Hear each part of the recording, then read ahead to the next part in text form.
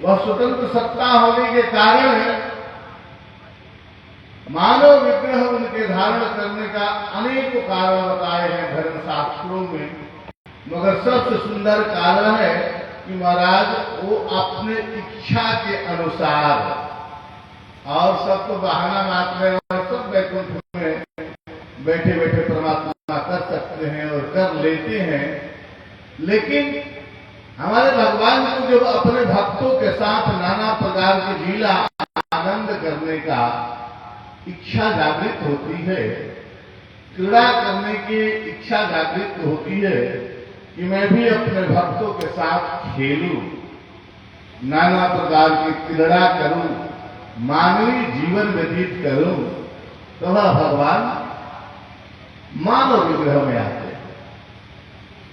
अच्छा महाराज, जवादेव महादेव भगवान शंकर ने कहा कि जन्म एक दुई कहमो बखानी, एक दो जन्मों के बारे में वर्णन करके बताता हूं, लेकिन सावधान होकर के सुनो। सर्वप्रथम वैकुंठ में भगवान विराजमान थे, उसी समय चारों कुमार सनक, सनंदन, सनातन और सनत कुमार, चारों कुमार भगवान के दर्शन करने के लिए जाते हैं। जय विजय उन्हें रोक देते हैं। चारों कुमारों ने महाराज जय विजय को श्राप दे दिया कि जाओ तुम तामसिक प्रवृत्ति के क्रूर कर्म किए उसे जाओ, तुम राक्षस बन जाओ। श्राप पढ़ते हैं जय विजय महाराज श्रीहीन हो गए, कांतिहीन हो गए, भगवान उत्तर की आए। भगवान ने पूछा,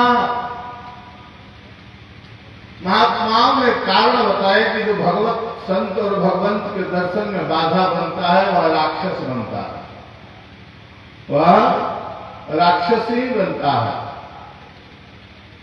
महाराज जय विजय को श्राप मिला, जय विजय का पतन हुआ वैकुंठ से, तो पहला जन्म में सतयुग में वे लोग हिरण्याक्षी और हिरण्यकश्यपों के रूप में जन्म लिया, बाबा कश्यप और दीति के संबंध से। उसके लिए भगवान ने दो अवतार धारण किया, उन दोनों को मारने के लिए, उद्धार करने के लिए अलग अलग भगवान ने एक वामन रूप नारायण, एक को मारने के लिए वराह अवतार धारण किया और दूसरे को मारने के लिए नरसिंह का अवतार धारण किया। सतयुग की घटना है, वहीं अगले कल्प अर्थात त्रेता में रावण और कुंभकर्ण के नाम से विख्यात हुए, उनके लिए भगवान ने रामा अवतार धारण किया। राम जी के रूप में भगवान आए और वहीं दोनों द्वारपाल की 3 जन्म का श्राप था। लिखा है कि मुकुट न भय हते भगवाना, क्योंकि 3 जन्म द्विज वचन प्रमाणा। ब्राह्मणों ने वचन दिया था 3 जन्म का यह राक्षस बनेगा। तो पहला जन्म में हिरण्याक्षी हिरण्यकश्यप बना, दूसरा जन्म में रावण कुंभकर्ण बना, और तीसरा जन्म अर्थात तीसरा कल्प द्वापर में महाराज वही जय और विजय ने दंतवक्र और शिशुपाल के रूप में अवतार धारण किया था, जिसके लिए भगवान कृष्ण के रूप में आए और उसका उद्धार किए, मरद व मुक्त हो गए। यह एक कल्प की कथा है। देखो रामायण में 4 बार राम जी का अवतार, ब्रह्म का 4 बार राम के रूप में अवतार हुआ है, और 4 कल्पों की कथा है। 4 बार रावण को भी अवतार लेना पड़ा है रावण रूप में। 4 कल्पों की कथा है रामायण में। 4 रावण को भी आना पड़ा है, 4 बार जय रावण के रूप में आया है। यह प्रमाण मिलता है जब अंगद ही शांति दूत बन करके लंका में गए हैं। जब अंगद जी शांति दूत बन करके लंका में गए हैं तो रावण से और अंगद जी का संवाद हुआ। तो पहले तो रावण बहुत दिन हाँका, अंत में अंगद जी ने पूछा, अरे रावण तुम कौन से रावण हो? अंगद जी ने कहा कि तुम कितने रावण के बारे में जानते हो? रावण ने पूछा अंगद जी से कि तुम कितने रावण के बारे में जानते हो? तो अंगद जी ने कहना शुरू किया कि भला बताओ, बल ही जितने एक गये पताला राखिम बांध से सुनह साला। एक रावण वह था जो राजा बलि को जीतने के लिए पातालपुरी गया था, पाताल लोग गया था। तो वहां के बच्चों ने इसका 10 सिर 20 भुजा देखा तो कोई विशेष जंतु समझ करके इसको पकड़ लिया और पकड़ करके ले जाकर के घोड़शाला में बांध दिया। घोड़शाला में बांध दिया और बांध करके और उसी पर घोड़ा घोड़ा बना के बच्चे खेलना भी करते थे। एक रावण, दूसरा रावण, एक बहोर सहस्रभुज देखा भाई धराज जंतु विशेषा सो पुलस्त मुनि जाए छोड़ावा। एक रावण वहां है जो एक बार शस्त्रार्जुन से युद्ध करने के लिए नर्मदा नदी के तट पर पहुंच गया। तो शस्त्रार्जुन उस समय व्यायाम कर रहा था, व्यायाम योग कर रहा था। शस्त्रार्जुन जब व्यायाम करता था ना, शस्त्रार्जुन जब व्यायाम करता था तो उसका 1000 भुजा था। पूरा नर्मदा जी की नदी का धारा को रोक लेता था अपने भुजा के बल पर महाराज, तब उसका व्यायाम होता था। ऐसा वह राक्षस, ऐसा वह राजा था शस्त्रार्जुन, जिसके भुजा को परशुराम जी ने काटा।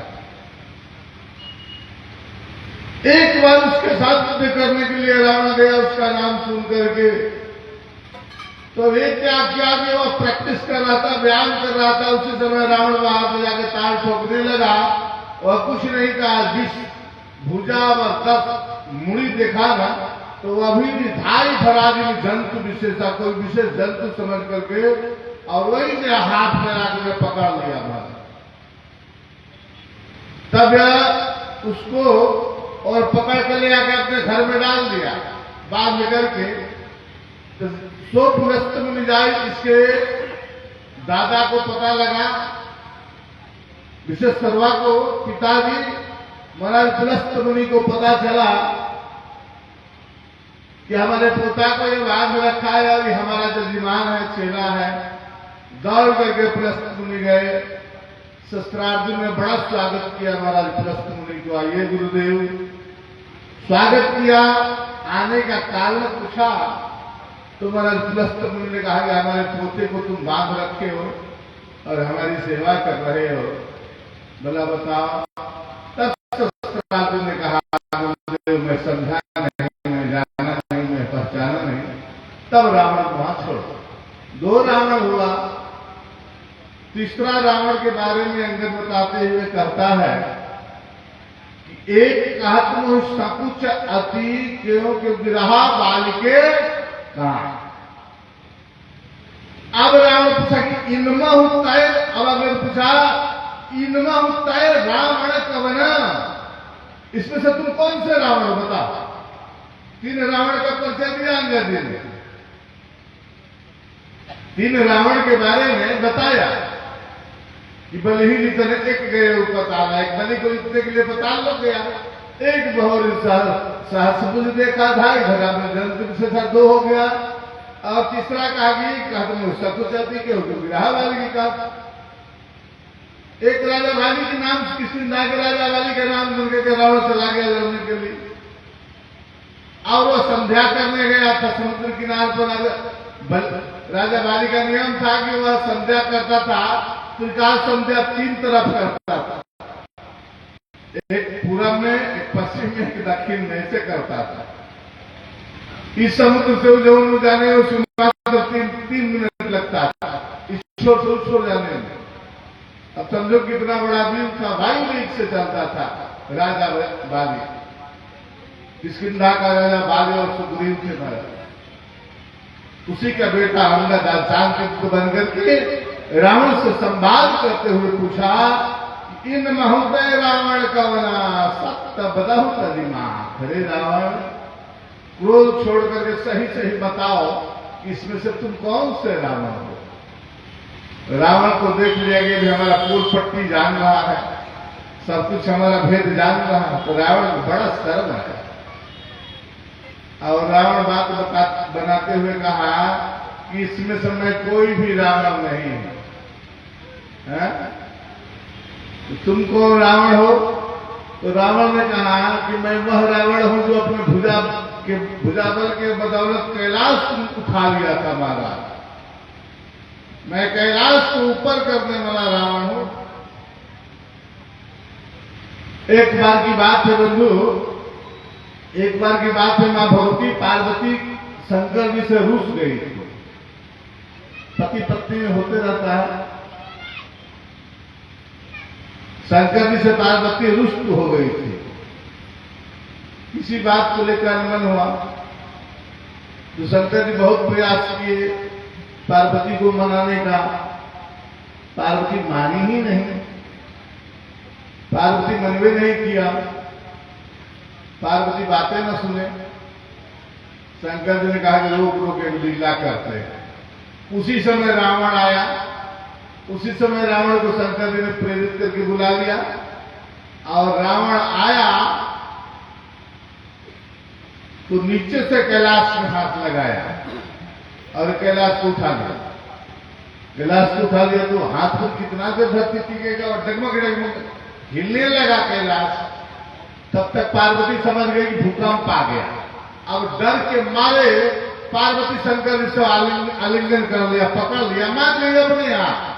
जब डर हुआ तब मान गई पार्वती को। जब डर लगा पकड़ लिया शंकर जी को। अरे राम राम। शंकर जी ने कहा बस हो गया बेटा, अब रख दो, हो गया लीला, काम पूरा हो गया। रावण आया, रावण से पूछा गया कि अरे रावण तू ये क्या कर रहे हो? तो कहता कि शंकर जी हमारे गुरु जी हैं, हम गुरु जी के चरण ही अपने माथे पर रखने का सोच रहे हैं। गुरुदेव का चरण अपने माथे पर रखने। शंकर जी से पूछा गया कि ये क्या हुआ? तो शंकर जी ने कहा कि चेला आया है। तो कहा कि चेला आया तो भूकंप आ गया। तो कहा कि जब रावण जैसा चेला होगा तो भूकंप ही तो आएगा। रावण जैसा चेला जब आएगा तो भूकंप पैदा कर ही देगा। भूकंप ला दिया रावण कैलाश पर। ये शंकर जी की लीला थी बंधु। ये देवताओं की लीला होती है, भगवान की लीला अपनी। महाराज तो अंगद जी ने पूछा तो कहने का तात्पर्य कि 4 रावण की कथा है। 4 बार राम जी का आगमन हुआ है। 4 कल्पों की कथा है। ये 1 कल्प की कथा मैंने सुना है। अगले कल्प में तो स्वामी जी ने लिखा है कि राम जन्म के हेतु अनेका परम विचित्र एकते एका। भगवान का जन्म का अनेक कारण है बंधु, और वो परम विचित्र आश्चर्य कारण है और एक से एक कारण है। कितने कारणों के बारे में मैं बताऊं आपको। महाराज एक कल्प एह विधि अवतारा। महाराज एक बार तिनके हित लागे धरे शरीर विप्रणत अनुराग। इसलिए परमात्मा एक कल्प में इन जय विजय को अपने द्वारपाल का उद्धार करने के लिए वामन और नारायण, परशुराम, वामन, नरसिंह इत्यादि इत्यादि नाना रूपों में भगवान ने अवतार ग्रहण किया। सतयुग में उन्होंने हिरण्यक्ष और हिरण्यकशिपु जो अपना गण ही था जय और विजय, उन दोनों को उद्धार करने के लिए एक के लिए बराह और दूसरे के लिए नरसिंह का अवतार लिया। त्रेता में रामावतार लिया, रावण को मुकरण के रूप में जय विजय आया।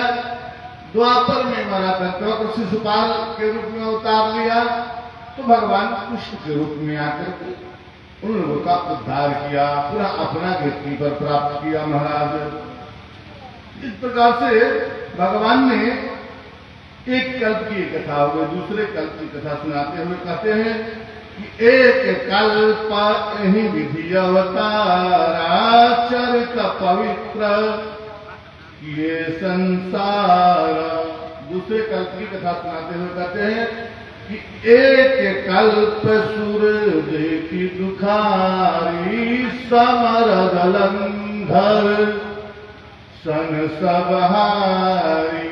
एक कल्प में जलंधर नाम का राक्षस हुआ। दूसरे कल्प की कथा सुना रहा है। दूसरे बार एक जलंधर नाम के राक्षस हुआ, बड़ा भयंकर राक्षस हुआ। वह बहुत अत्याचार, पापाचार, दुराचार, भ्रष्टाचार फैलाने लगा धरती पर। और जब भगवान विष्णु उसको मारना चाहते थे तो लक्ष्मी हाथ पकड़ लेती थी, क्योंकि वो लक्ष्मी से अपना बहन का रिश्ता बना लिया था। लक्ष्मी को अपना बहन मानता था और भगवान विष्णु को बहन हुई। तो जब भगवान विष्णु मारना चाहते थे तो लक्ष्मी खुद हाथ पकड़ लेती थी कि अरे अपने साले को तुम मर्डर करने जा रहे हो, शर्म नहीं आ रही है। अब भगवान चुप हो जाते थे, भगवान चुप हो, नहीं चाह करके नहीं मार पाते थे। लक्ष्मी तुरंत, क्योंकि जलंधर का भी जन्म समुद्र से हुआ था, लक्ष्मी की भी उत्पत्ति समुद्र से हुआ था, इसलिए दोनों कहते थे कि हम भाई बहन हैं। लक्ष्मी को अपना बहन बना लिया था। जलंधर की उत्पत्ति की कथा पुराणों में आती है। बंधु की जब देवाधिदेव महादेव भगवान शंकर का पूर्व जन्म वाला विवाह हो रहा था सती के साथ, राजा दक्ष की बेटी थी सती। उस जन्म में जब देवाधिदेव महादेव भगवान शंकर के साथ शादी हो रहा था तो सती उस समय के विश्व सुंदरी थी। उस समय के सती विश्व सुंदरी थी, लेकिन किसी देवताओं की दृष्टि अभी नहीं पड़ी थी। केवल सुना था लोगों ने कि सती इतनी सुंदर है। तो जब शंकर जी से विवाह होने लगा ना, शंकर जी से विवाह होने लगा मंडप में, तब महाराज देवताओं ने सोचा कि अभी तक सती को देखा नहीं, इतना सुंदर है, तो देखने का कोई उपाय किया जाए। तो सब लोग ब्रह्मा जी को आगे किए कि कोई उपाय करो कि सती को देखा जाए, सती का मुख दिखे। तो ब्रह्मा जी ने जो हवन कुंड जो होता है, हवन किया जाता है शादी के टाइम, उस समय कांचा लकड़ी डाल दिया हवन कुंड में और बड़ा धुआं हुआ, बहुत धुआं, इतना धुआं हुआ कि सती का सारा घूंघट में धुआं भर गया। तो सती अलबला करके अपना घूंघट उठाया, धुआं से जब बेचैन हो गई सती तो घूंघट उठाया, तब देवताओं ने दर्शन किया। इतने में ही ब्रह्मा का रोज अस्खलित हो गया। सती को देखते ही तुरंत देवताओं ने ब्रह्मा के उस रुद्र को संपुट किया और ले जाकर सागर में छोड़ दिया। वही सागर में एक मछली ली गई, उसी मिर्ग से जलंधर की उत्पत्ति हो गई महाराज।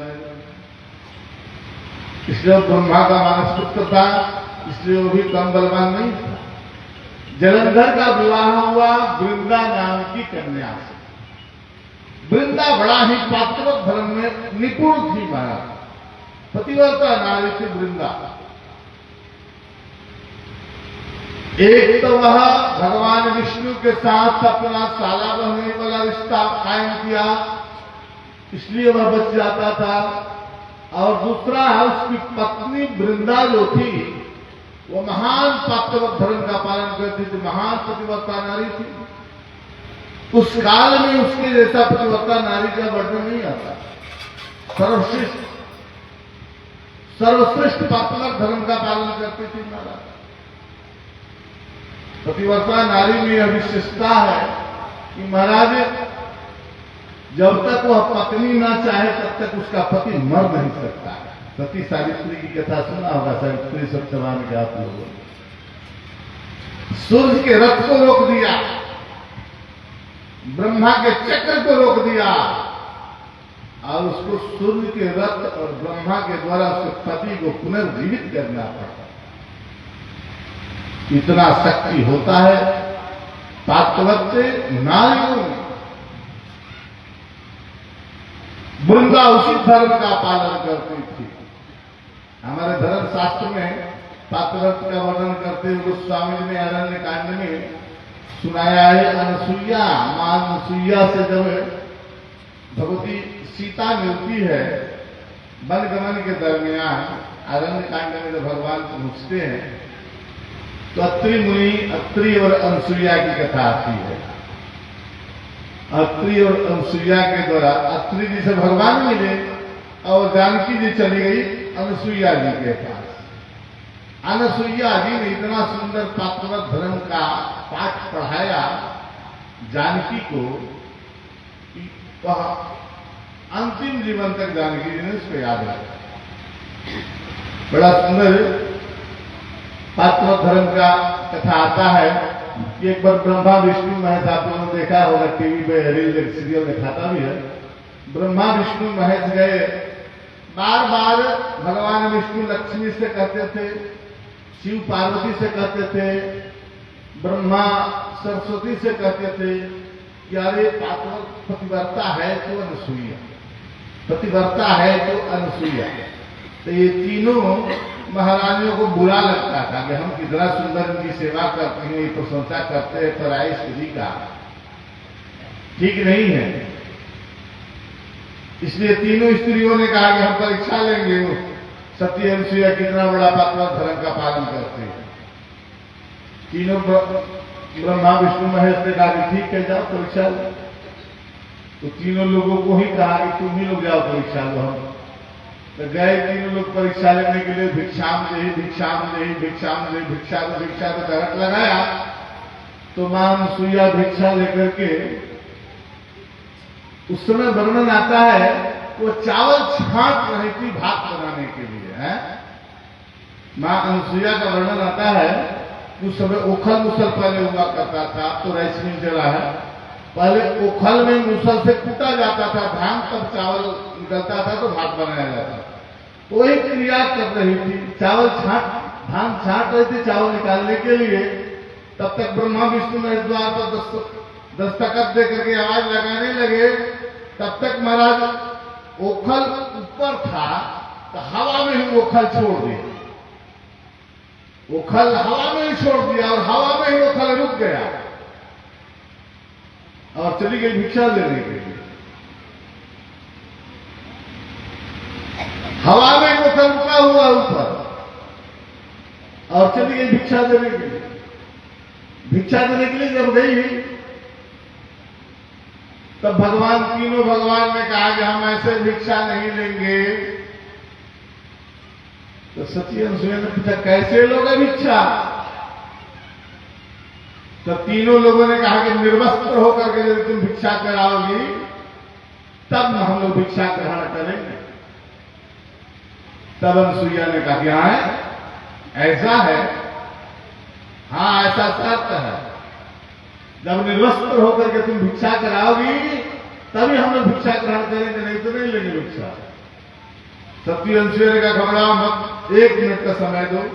गई तुरंत अपने पति के कमंडल से जल लाई और अपने पात्रवत धर्म को संकल्प किया, हे भगवान यदि मैं मन कर्म और वचन से पति का अनुसरण करती हूँ, पति की आज्ञा का पालन करती हूँ, पात्रवत धर्म का पालन करती हूँ, तो ये तीनों मेरे शिशु के समान हो जाए। ऐसा कहकर जल छिड़का, बस तीनों हो गए 3-3 महीना के बच्चे।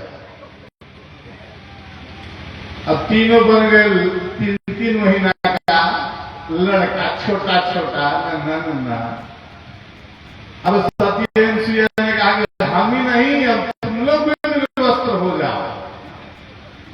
तो हमको निर्वस्त्र करने आए हो, आज देखो हम तुम लोग को निर्वस्त्र कर, तीनों को नंगे मिटाया, पालना झुलाया, बड़ा पालना बनाया, उसी में झुलाने लगी सती अनुसुईया।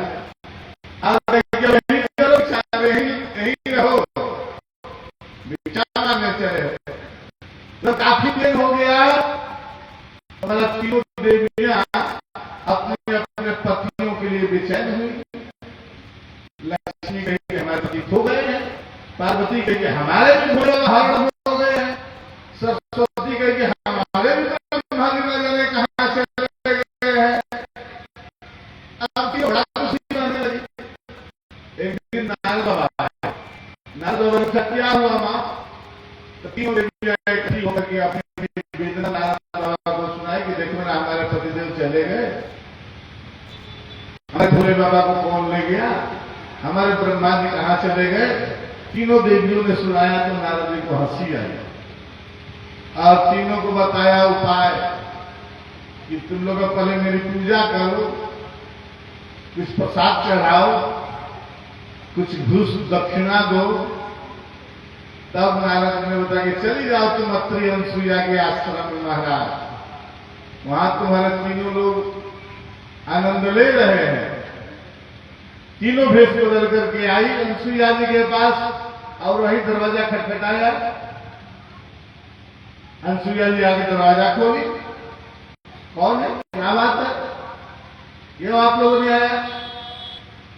तो तीनों लोग रोती हुई ने कहा कि माता जी हमारे पति खो गए हैं, तुमने हमारे पतिदेव को देखा है? कहा हम लोग को पता लगा है कि इधर ही तुम हमारे पतिदेव घूम रहे हैं। तो अनसुईया जी ने हंसते हुए कहा, अनसुईया जी तो पहचान गई कि तीनों हैं, तीनों रानियां हैं, महारानियां हैं। हंसते हुए कहा कि नहीं, हमारे यहाँ कोई तुम्हारे पतिदेव नहीं है, देख लो चल करके भीतर, यही 3 शिशु को मैं पाल रही हूँ, बच्चा को मैं पाल रही हूँ, यही बस हमारे हैं। जब इसमें से तुम्हारे कोई पति हो तो ले जा सकती हो। तो अंत में तीनों गई देखने के लिए, तो तीनों नंगे धड़ंग हो करके पालने में कूद रहे हैं, खेल रहे हैं। लक्ष्मी ने कहा जय जय, अब यही बाकी रह गया। भगवान ने कहा खबरदार, तुम्हारे चक्कर में मुझे ये दशा हुआ है। तुम्हें ने कहा कि जाकर उनकी परीक्षा लो, नंगा बना दिया हमें। भगवान ने बहुत डांटा लक्ष्मी कि तेरे चलते मुझे नंगा होना पड़ा। ऐसा भी होता है क्या? ऐसा परीक्षण होता है? तब अनसुईया ने कहा, अनसुईया से तीनों महारानियों ने प्रार्थना किया, सरस्वती, लक्ष्मी, पार्वती तीनों ने प्रार्थना किया कि मां, हम लोग समझ गए कि आप पातिव्रत धर्म का सर्वश्रेष्ठ पालन करता है, आप कृपया हमारे पति को उनके रूप में दर्शन कराएं। तो महाराज पुनः अनसुईया ने अपने पति से के कमंडल से जल लाया और पुनः संकल्प करके छिड़का। तीनों लोग तो देव ब्रह्मा विष्णु महेश के रूप में अवतरित हो गए। और तुरंत अनसुईया ने कहा कि आप लोग अपने अपने पति को लेकर के प्रस्थान करें। प्रेम से भक्तवत्सल भगवान की। ऐसा पातिव्रत धर्म का पालन अनसुईया किया करती थी महाराज। जो ओकल हवा में छोड़ा, हवा में ही रह गया। इतना शक्ति था उस व्रत का पालन करने में मां अनसुईया कि फिर पूछो मत। ऐसे ही एक जगह कथा चल रहा था दिल्ली में एक बार। तो महाराज एक महिला कथा सुन के गई और अपने पति को ध्यान से सुना। अपने पति को कहेंगे जी हम भी पातिव्रत धर्म का पालन करेंगे। तो उसका पति ने कहा कि एक दिन में थोड़े हो जाता है पातिव्रत धर्म। नहीं हम भी करूंगी। विवश कर दिया। तो उसके पति ने कहा करो। तो कहा कि ठीक है, तुम भी अत्रि जी की तरह और भगवान की तरह बाहर से आना, तो हमें आवाज लगाना, हम चावल छाटती रहूंगी और हवा में मूसल को हवा में छोड़ूंगी। तो यदि हवा में टिक जाए तो समझ जाना कि मैं पातिव्रता नारी हूं, नहीं टिका तो अलग की बात। ठीक है, प्लान बन गया। उसका पति गया बाहर और वहां से जब आया था, ये प्लान प्री प्लान था, इसलिए ये क्या बोलते उखल में धान फूट रही थी। तब बाहर से आवाज लगाया, ओ जी सुनती हो? तो ये उठाया, मूसल उठाया ऊपर, हवा में छोड़ा। तो छोड़ा तो इसके विश्वास नहीं हुआ। देखने लगी कि मूसल रुका कि नहीं रुका। बस मूसल तो रुका नहीं और मूसल सीधे गिरा नाक पर, और उसमें तो लोहा लगा हुआ तो मारा के नाक कट के नीचे गिर गई। अब महाराज आया पत्नी, तो ही तो नाक पकड़ के रो रही थी, नाक तो कट गया। अब नाक पकड़ के रो रही है। उसका पति दरवाजे पर खड़ा है, बहुत हुआ नहीं खुला। जाके अंत में दरवाजा तोड़ा। क्या हुआ? ये पातिव्रत धर्म का पालन कर रहे हैं। तो उसका पति ने कहा कि अच्छा है, करो, नाक तो कटवा लिया ना। तो ना ऐसे पातिव्रत एक दिन में थोड़े पतिव्रता हो जाती है। पातिव्रत धर्म को पालन करने के लिए महाराज बड़ा कठिन से जीवन व्यतीत करना पड़ता है बंधु। इसलिए महाराज वृंदावन की जो जलंधर की पत्नी थी, वो आजीवन पातिव्रत धर्म का पालन करते थे। इसलिए संघ किन्न संग्राम अपार धन महाबल मरई न मारा, क्यों? क्योंकि परम सती असुराधिप नारी, तेहि बलताहीन जीतहि पुरारी। देवादिदेव महादेव भगवान शंकर बहुत बार मारने का प्रयास किया, बहुत बार युद्ध किया जलंधर से, मगर जलंधर को मार नहीं पाते थे। क्यों? क्योंकि परम सती असुराधिप नारी, असुराधिप असुरों के राजा उस जलंधर की पत्नी परम सात्यवत धर्म का पालन करने वाले परम सती थी। तेहिबल ताही लिखा है कि सामने, तेहिबल ताही नहीं कहीं पुरारी। उस पात्रवत धर्म को पालन करने के बदौलत उसके पति को नहीं जीत पाते थे। हमारे देवादिदेव महादेव भगवान शिव जैसे लोग भी, मगर उसने दुनिया के सारे पतिव्रता नारियों का महाराज पात्रवत पर भंग कर दिया, बड़ा अत्याचार अन्याय किया महाराज। तो महाराज देवादिदेव महादेव भगवान शंकर प्रयास करने के बावजूद भी नहीं मार पाए। इसलिए सारे देवता ब्रह्मा जी के पास गए कि आपने ही वरदान देते हो सारे राक्षसों को, और आप ऐसा कर दिए हो कि वह तो पूरा देवताओं को परेशान कर दिया है। ब्रह्मा जी बेचारे भगवान श्रीमन नारायण के पास गए और भगवान नारायण के पास जाकर के विनती करने लगे, प्रभु वह एक आदमी है, वह जलंधर बड़ा परेशान किया है समाज वाले को। भगवान ने कहा कि उसके नहीं, वो अपने बदौलते ही जिंदा है। वो उसके पत्नी इतना सुंदर व्रत करती है, पात्रवत धर्म के पालन करती है, इसलिए उसको नहीं मार पाता है। ब्रह्मा जी ने कहा कि प्रभु कोई उपाय करो। भगवान ने कहा कि ठीक है, समाज हित के लिए, समाज के कल्याण के लिए एक उपाय करता है। भगवान, अब देखो भगवान ने छल करना शुरू कर दिए। भगवान छल से रूप बदल दिए, रूप बदल करके प्रेम से बोल भक्तवत्सल भगवान की, सदगुरुदेव भगवान की, श्री स्वामी महाराज की।